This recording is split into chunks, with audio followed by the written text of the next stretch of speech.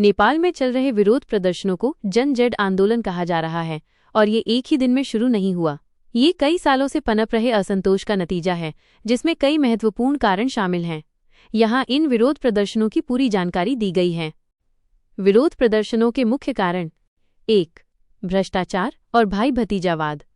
सबसे बड़ा मुद्दा: ये आंदोलन मुख्य रूप से नेपाल में दशकों से चल रहे भ्रष्टाचार और राजनीतिक भाई भतीजावाद नेपोटिज्म के खिलाफ है। लोग इस बात से नाराज हैं कि सरकारी पदों और अफसरों को योग्यता के बजाय राजनीतिक पहुंच और पारिवारिक संबंधों के आधार पर दिया जा रहा है।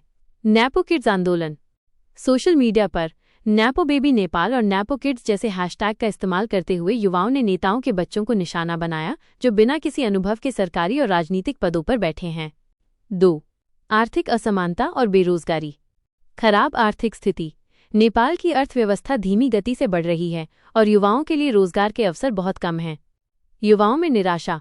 वर्ल्ड बैंक की 2024 की एक रिपोर्ट के अनुसार नेपाल में युवाओं की बेरोजगारी दर 20.8% से ज्यादा है। बहुत से युवा नौकरी की तलाश में विदेश जाने को मजबूर हैं, जिससे देश में निराशा और असंतोष बढ़ रहा है। आय असमानता। देश में अमीर और गरीब के बीच की खाई बहुत गहरी है। सबसे अमीर 10% लोग सबसे गरीब 40% की कमाई से 3 गुना ज्यादा कमाते हैं, जिससे आर्थिक विभाजन साफ दिखाई देता है। 3. सोशल मीडिया पर प्रतिबंध। तत्काल कारण। Trigger point. विरोध प्रदर्शनों को भड़काने वाला सबसे तात्कालिक कारण सरकार द्वारा सोशल मीडिया पर लगाया गया प्रतिबंध था। सरकारी कार्रवाई। सरकार ने फेसबुक, व्हाट्सएप, इंस्टाग्राम और यूट्यूब जैसे 26 सोशल मीडिया प्लेटफॉर्मों को ये कहकर प्रतिबंधित कर दिया कि वे साइबर अपराध और गलत सूचनाओं को बढ़ावा दे रहे हैं। जनता का गुस्सा। युवाओं का मानना था कि ये प्रतिबंध इसलिए लगाया गया क्योंकि वे सोशल मीडिया पर सरकार के भ्रष्टाचार को उजागर कर रहे थे। इस कदम ने युवाओं के गुस्से को और बढ़ा दिया और उन्हें सड़कों पर उतरने के लिए मजबूर कर दिया।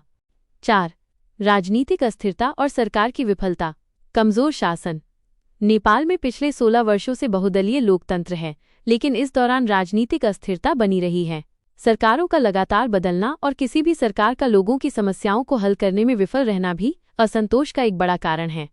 सुरक्षा में चूक। हाल ही में हुए प्रदर्शनों के दौरान सरकार सुरक्षा रणनीति बनाने में पूरी तरह विफल रही, जिससे हिंसा और बढ़ गई और 19 लोगों की मौत हो गई। विरोध प्रदर्शनों का घटनाक्रम। शुरुआत। अगस्त 2025 में भ्रष्टाचार के खिलाफ सोशल मीडिया पर एक ऑनलाइन अभियान शुरू हुआ। इस आंदोलन की कमान 36 साल के सुदन गुरुङ जैसे युवा नेताओं के हाथों में थी। विरोध प्रदर्शन।